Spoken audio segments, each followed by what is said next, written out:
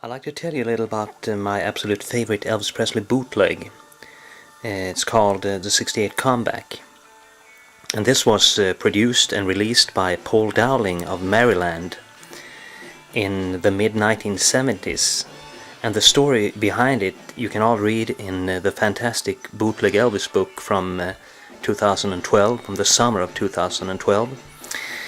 I'd like to tell you a little about how I finally got hold of that initial pressing, because the story goes that Paul had an initial pressing run of 1,000 copies, and they were pressed in Nashville.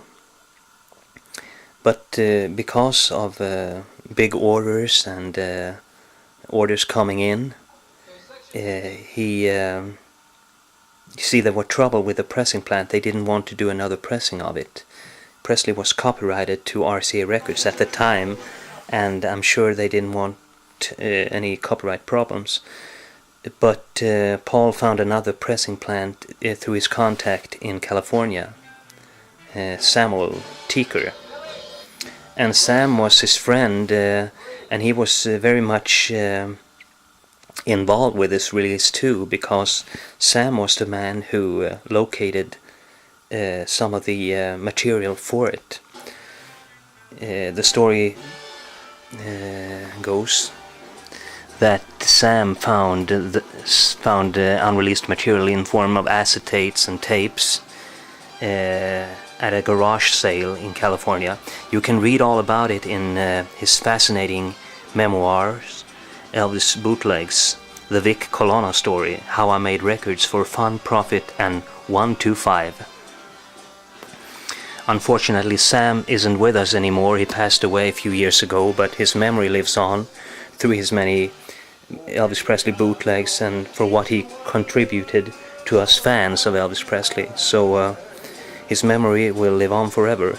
But back to this album here in the mid-1970s, I was having a lot of trouble finding the original pressing, because I wanted it, because the quality is, I'd say, a lot better on the original pressing than any second pressing could offer. But if we backtrack to the contents, the material, as I said, originated from 1968, from the television special Elvis, that was filmed and recorded by NBC in the summer of 1968. And Elvis Presley and his manager, or the management, they had signed a deal with Singer Suing Company for a television special to be aired on NBC.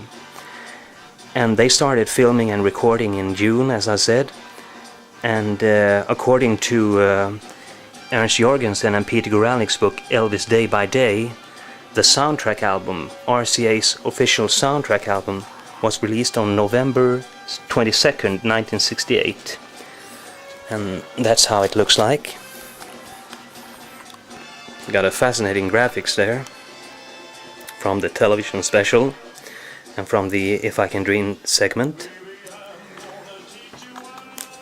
And I'll show you the label too here. It's on the new orange RCA label. The new at the time. They went from black to orange, and this is the first orange Elvis Presley RCA album. So it's a little history itself there. Well, like I said, there were a lot of material filmed for the special. They rehearsed and they recorded for, I'd say, about 2 weeks. And all the fans had available by the time of this release in 1975 was the official RCA release. So the diehard fans, they of course hungered for more material. So when Paul heard about that Vic had found some unreleased material, of course he was interested in buying it. That's how the story goes in Bootleg Elvis. And they came to a deal. And Paul had promised not to bootleg it immediately, but I'm sure they negotiated there. And sometime later this album materialized. And I've tried very hard for many years to obtain this initial pressing. And when I was in my early teens, back in the early 1990s, I thought I had struck gold immediately when I found this one. Okay, well, it looks the same at least. I had nothing to compare with. I thought this was the original pressing. I thought, in my teens, I thought there was only one pressing of it. But later I learned that there were about dozens of pressings.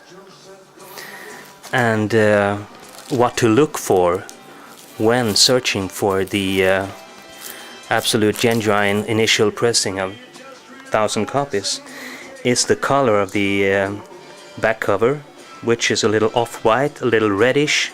Some call it salmon. And also the typo there. You see, they missed an E in comeback when they pressed it, and no one realized it until later. And this typo was fixed on the other pressings, but not all of them, because on that pressing that I got, I'll show you here, the typo is still there. So they just photocopied the original for this one. But after the initial run of 1,000 was sold, he had to find another presser. And like I said, the pressing plant that Sam contacted was in California. And they printed this again. And one of those reprints have the 68 comeback, the typo not corrected, whereas another one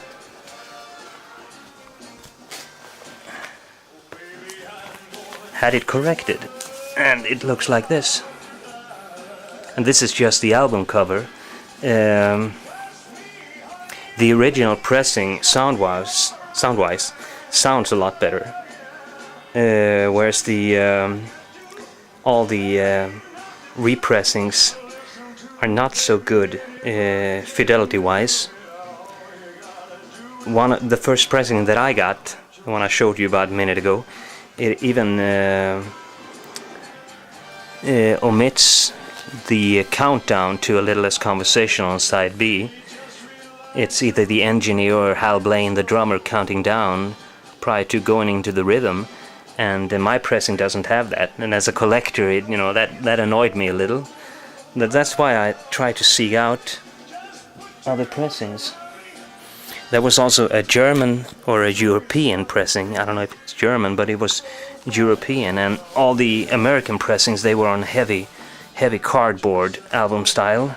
But this one is very thin and flimsy. It's like a postcard, similar to the German Elvis Presley RCA album covers back in the 60s and 70s. They were, in my words, crap compared to the US heavy style. And the vinyl is also flimsy, and I don't know why I got it. But I'm so glad that I got finally got hold of the original pressing, and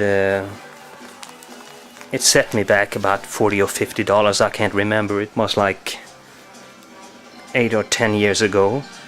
I remember I bought it from a guy in Switzerland, of all the places. So I'm forever grateful. And like I said, the television special was sponsored by Singer Sewing Machine Company, and they also released an album in correspondence with the special, entitled Singer Presents Elvis Singing Flaming Star and Others.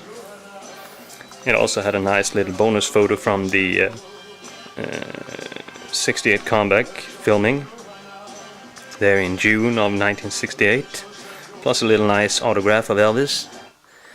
But if I'm about to recommend something that's out today, that features material from the comeback special, it would be Follow That Dream Records deluxe version of the soundtrack, released back in 2016, as it features a lot of nice material here, both released and unreleased in the best possible quality, and it was mastered by Vic Anasini in New York at Battery Studios, so the sound is, I mean, it's just great. And one of the bootlegs that's out that is really recommended is Venus Records' Singer Presents Elvis. This was released back in I'd say 2011, it says here on the back, and this one is really good. It's running in the background as well. So last year in 2018 it marked the 50th anniversary of the comeback special, and Sony Records, they released a box. I haven't bought it yet, but I probably will. But like I said, the bootleg, the original bootleg of 68 Comeback, is a legend, and it was also the starting point for several other cooperations between Paul and Vic, and resulted in a lot of great bootlegs. Maybe I'll show them to you later. Most of you know about them, but this was a little story about how I finally got hold of the initial pressing of 68 Comeback by Paul Dowling.